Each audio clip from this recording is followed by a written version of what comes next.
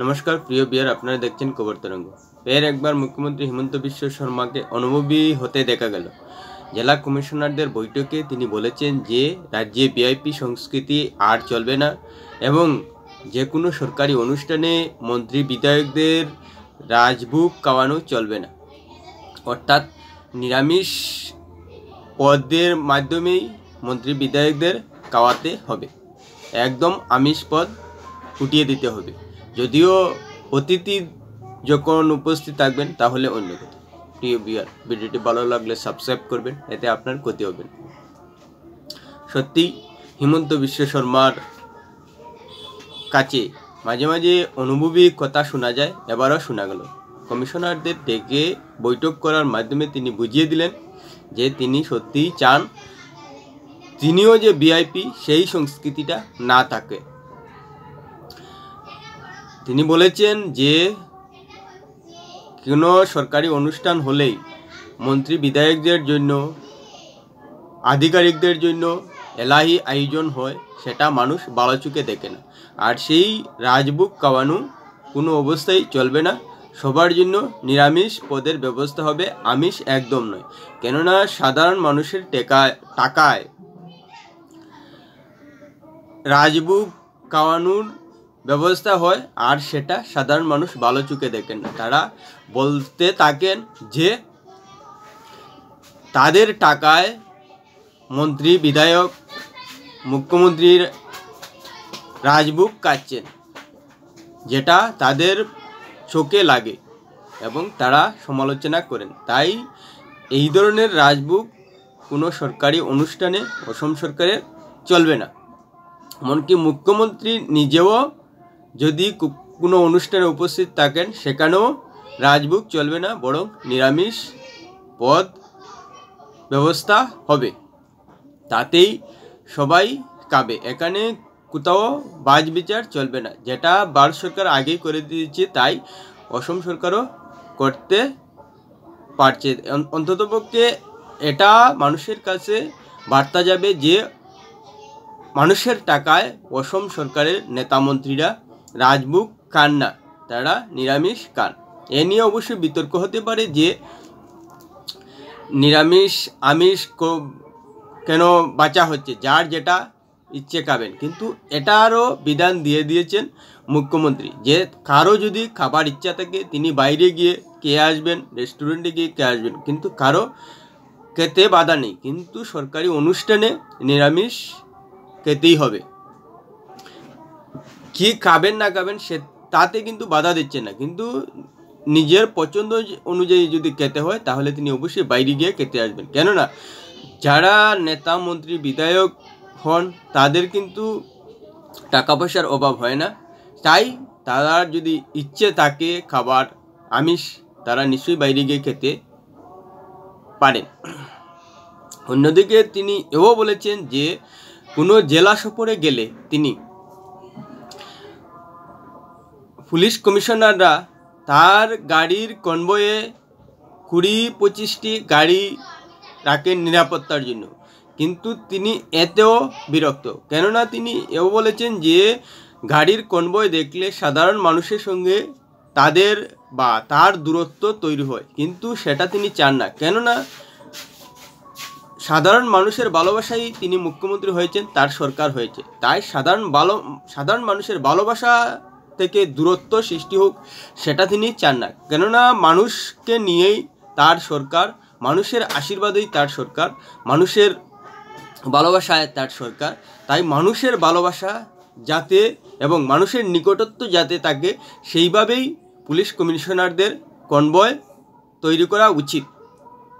আর মুখ্যমন্ত্রী যে কোনো জেলায় গেলে তার নিজের নিরাপত্তা কর্মী বা নিরাপত্তা রক্ষী থাকে, তাই আলাদা করে নিরাপত্তা রক্ষী রাখার প্রয়োজন নেই। সে দলের বা বিধায়ক মন্ত্রী যেই থাকুন না কেন, সবাই কিন্তু তার নিরাপত্তা রক্ষীর আওতায় থাকবেন। তাই আলাদা করে নিরাপত্তা রক্ষী রেখে কনভয়ের সংখ্যা বাড়ানোর কোনো মানে হয় না, তিনি এক কথাটাও বলেছেন। এখানে কিন্তু একটা কথা পরিষ্কার বলে দেওয়া যায়, মুখ্যমন্ত্রী যতই নিজের নিরাপত্তা রক্ষী রয়েছেন বলে আর নিরাপত্তা রক্ষী রাখবে না, কিন্তু এটা কিন্তু মানা যায় না। কেননা মুখ্যমন্ত্রী, আসামের মুখ্যমন্ত্রী, তার নিরাপত্তার দায়িত্ব কিন্তু 3 কোটি অসমবাসীর। তার নিরাপত্তাই সর্বাগ্রে, কেননা মুখ্যমন্ত্রীর নিরাপত্তা অবশ্যই জরুরি। এটার নিরাপত্তার ক্ষেত্রে কোনো অবস্থায় কমতি রাখা যায় না। সেটা অবশ্যই জনগণের সঙ্গে দূরত্ব হোক না, সেটা ঠিক আছে, কিন্তু মুখ্যমন্ত্রীর নিরাপত্তার ক্ষেত্রেও প্রশ্ন থাকাটা কোনো অবস্থায় সঠিক হতে পারে না। তাই আশা করি এ নিয়ে অনুভবী মুখ্যমন্ত্রী সঠিক পদক্ষেপ নেবেন। অন্যদিকে তিনি এও বলেছেন যে মানুষ মুখ্যমন্ত্রীদের ভিআইপি সংস্কৃতি ভালো চোখে নেন না। সত্যি তিনি ভিআইপি হয়েও যেভাবে মানুষের মনের কথা বুঝতে পারছেন, সেটা অবাক করাই বলা যায়। কেননা এর আগে এভাবে কোনো মুখ্যমন্ত্রীকে খুব একটা শোনা যেত না বা যায়নি। কিন্তু হিমন্ত বিশ্ব শর্মা যেহেতু তৃণমূল থেকে উঠে এসেছেন, তাই বুঝতে পারছেন যে যখন কোনো মন্ত্রী, মুখ্যমন্ত্রী ভিআইপি স্তরে নিজেকে উত্তীর্ণ করেন এবং সেভাবে আচরণ করেন, তখন মানুষের মধ্যে একটা ক্ষোভ সৃষ্টি হয়। সে নিরাপত্তার দিক দিয়ে কাছে না ঘেঁষার জন্য আর কোনো সরকারি অনুষ্ঠানে যখন তাদের এলাহি আয়োজন হয়, তখন কিন্তু সেসব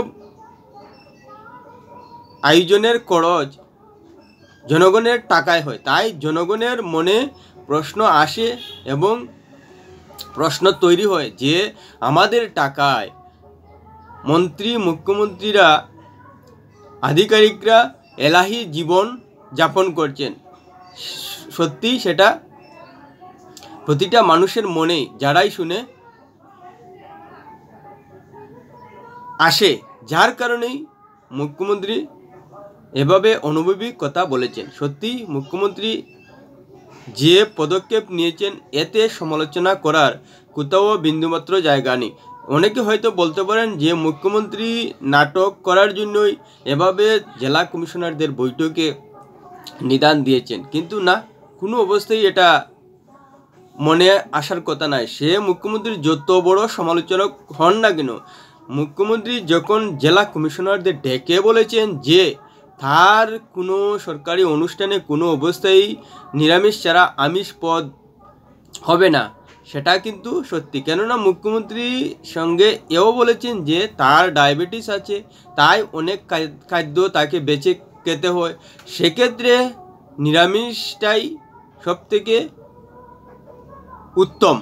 তাই শুধু নিজের জন্য নয়, যাতে নিরামিষ তৈরি হলে মানুষের মধ্যে এলাহি আয়োজনের যে একটা বিরাট ব্যাপার, সেটা থাকবে না।